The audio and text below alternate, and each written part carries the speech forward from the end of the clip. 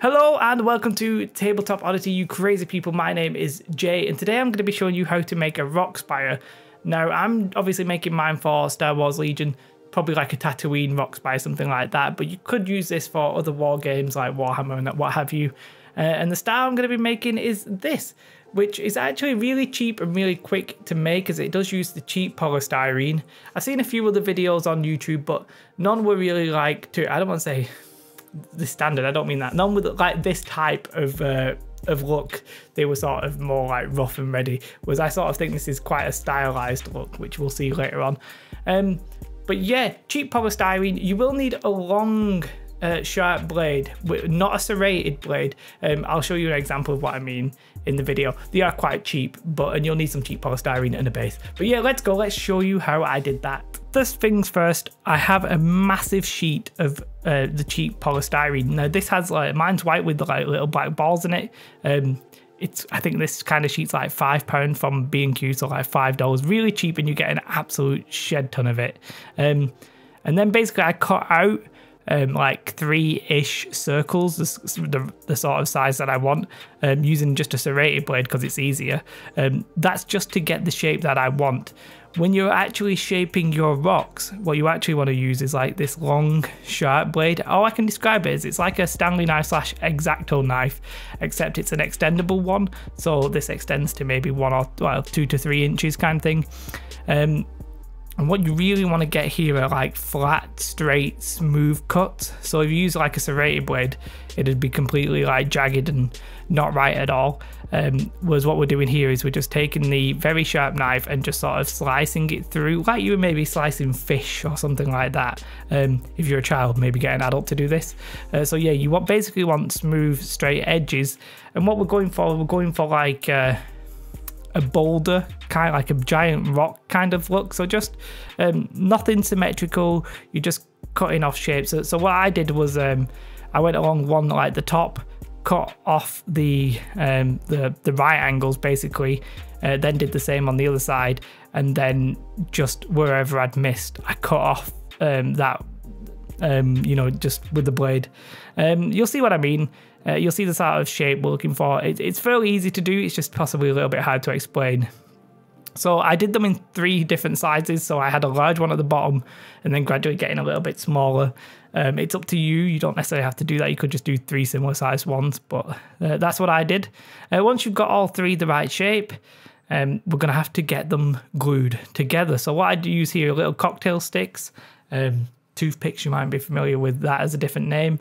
And I break them in half and stick them in one of them and then push the other one down on it. Then I obviously use glue to glue them together. Well, I don't actually use glue. I use Builder's Caulk, that's C-A-U-L-K, just because it really grips things quite easily and it's quite cheap and it dries really quickly. But you could literally just put the cocktail sticks in, put some glue on it, shove it together and leave it to dry. I'm just using caulk. I just wanted to, you know, speed things along. But you can see I put some cocktail sticks in it, got the other end, well, put some caulk down, got the other end and just shoved them together. Once you've glued them together, you can still sort of reshape it if there's any bits you really don't like. I suggest waiting for it to dry, but, you know, I didn't. But it's up to you. And yeah, once you've glued them all together, just let it dry. Obviously, if it's PVA, it'll take a day. If it's caulk, it'll take a couple of hours. So for the base, I'm using my old classic expanded PVC, sometimes called Fulmex. It's like a soft plastic. You can cut it with a Stanley knife. I much prefer it over MDF. I was going to use MDF, but it's sort of warped because I'd stored it in the shed. I just cut out a rough sort of shape that my rocks would sit on. I beveled the edges as I always do, just to make it blend in with the board when I do get the board. Well, I don't have a mat right now, but when I eventually do. Then you want to glue your rocks onto your base. Obviously I used hot glue, but I think you could probably just use PVA and just wait. Do be careful that super glue and hot glue can melt your foam, so just be careful of that. I would probably in retrospect have just used the same caulk that I used to glue them together. I think that would be easier. Once I've glued that together, my next step and what I'm going to do is cover the whole thing in filler, but I don't just want a thick filler, also called spackle for you Americans. I wanted it quite watered down and I wanted it to be quite smooth. It would still give you like a texture, you know, just because it's the way that it runs and stuff like that. But yeah, so I watered down some filler and just sort of painted it on. You'll see it actually doesn't fully cover everything. Like you can still slightly see through the black spots you can see through. Yeah, so that's kind of the thickness that I wanted. I end up actually sanding some of it off. So you don't want it to be very thick. You're not trying to cover like fill in gaps necessarily. You can actually use it to fill in gaps, but you know what I'm saying. We're just trying to cover it with just like a little hard shell. Very simply, very quickly and quite smooth. I still wanted the shapes of the rocks. Just cover that all and then I wiped the base. For the base, what I use is I just get some PVA, whack it all around the base, get a wet brush and just brush it in everywhere. You could water down your PVA, I just prefer to do that. I get some big rocks, put some PVA in for the big rocks, get some slightly smaller rocks, and then I just cover the whole thing in sand.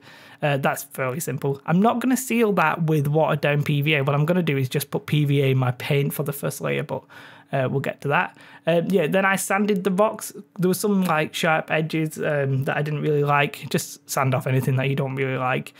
Try and make the edges of the rock like actual proper pointy edges. It gives it a nice little look. So for painting it is what we're up to next. I actually just got some black paint and some PVA, mixed the two together, and I'm like, that'll give it a nice sealed effect. It'll seal the sand, and I thought it would make the PVA would help with the styrofoam, and you know, give it a fairly solid feel to it. What I would actually have done here is not used the black. I think I would have just used my actual base colours for the rocks and the ground, because I ended up having to do 2 layers anyway. So I covered it in black paint and PVA, let that dry. Then the colours that I use for the rocks, I use a terracotta colour. They don't necessarily come in like an artist acrylic version of that. I had to buy you know, very specific terracotta colour. I think like Americana, Deco Arts, they make a nice colour like that. And for the sand, the ground, I wanted it still be yellow. I don't like, a lot of people when they do deserts, they have them more brown. And I wanted mine still to have like a tint of yellow. So I actually used yellow ochre, which is fine. But you might be able to see here, either on the rocks and on the base, that you can still see some of the black showing through. So I had to do 2 layers anyway, which is why I'm saying I might not have bothered with the black. I would have just put some PVA in the first layer of the terracotta and the yellow ochre and called that done. Now I did for the rocks on the base, I actually had a bit of terracotta just like dabbed onto the rocks, just to sort of give it like a multi-coloured like look, so it was all blended together kind of thing. But yeah, I had to do 2 layers of that, so do keep that in mind. Once you're ready though, once you've done 2 thin coats, as Duncan would say, you're going to dry brush it. Now the colour I dry brush it with is sort of like a beigey yellowy look. I think the colour I'm using is actually called Naples Yellow, but I think most Naples Yellows are a little bit too yellow. You want like an off-white yellowy cream, if that makes sense, or at least that's what I used. And I literally just dry brush everything. I dry brush the rocks, and for the base, I actually sort of mainly paint it. It's like it's even more than an overbrush. It's like a very, very heavy dry brush, I guess, for the base. I sort of wanted it to be more of this Naples yellow rather than the yellow ochre colour, but yeah, you'll see what I mean. Once I'd done that dry brush, I moved on to buff titanium. Dry brush the whole thing again. We're dry brushing the rocks and we're dry brushing the base. I think I do a final dry brush with white, but I don't wash my brush. I just keep it, you know, sort of like mixed in on the brush and on my palette kind of thing. Then I thought that my base was a little bit too yellowy and like creamy. I thought what I'll do is I'll get a very, very mild brown. So I got some brown paint with a bit of the yellow ochre and just sort of like, it's a very, very weak wash for the base, so you can see it's going on. It dries a little bit lighter than it looks on the video. Once that was done, I just dry brush it again of the base, just with the same 3 colours, the Naples yellow, which is sort of like an off-white yellowy cream, buff titanium, and then white. Once I've done that, I just add a few like little decorations, some lichen and some scorched grass, and that's pretty much it. Pretty easy to do. A little bit of a terrible dialogue there. I was really struggling to explain this one for some reason, but yep, that's it basically.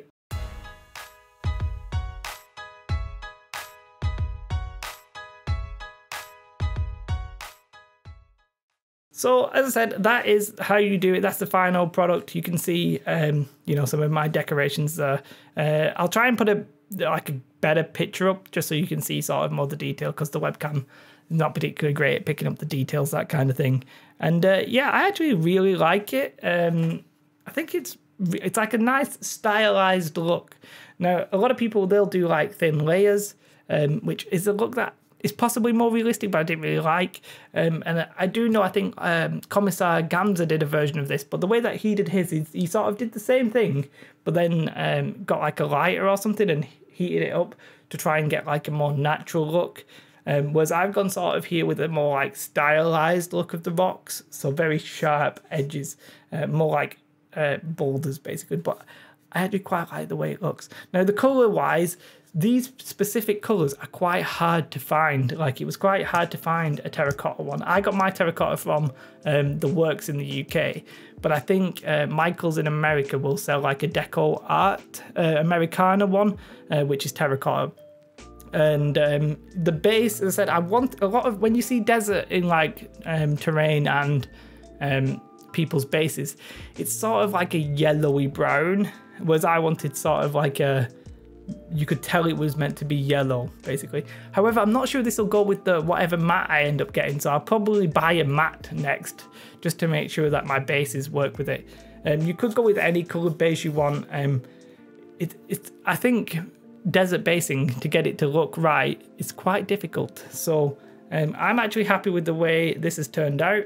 I think it's quite cheap, it's quite easy, it's quite good. And if I get my little Imperial Assault model next to it, you can sort of see the size there. I'm excited to get a mat, excited to play, obviously. As I said, really cheap. The polystyrene is like £5 for a massive sheet. And then you only need your basic materials. Now, I said I use EPVC, which is a bit expensive. You could just use like cardboard or MDF. But other than that, that's like the whole thing. It's really simple to do, but I think really nice look, and really cheap and simple. I mean, can you really ask for more? Yes, that is the end of this video. So I'm just going to stay here and stare at you. No, I'm not. I'm going to thank you very much. Thanks for watching. If you do like, subscribe, all that kind of stuff. I have a Patreon. Nobody's signed up yet, but I just thought I'd mention it because I haven't mentioned it really before. Just because I want to buy more stuff, but everything's expensive. Yeah, have a most beautiful day. Do like, subscribe, share, all that kind of jazz. Have a fantastic day and goodbye. Bye.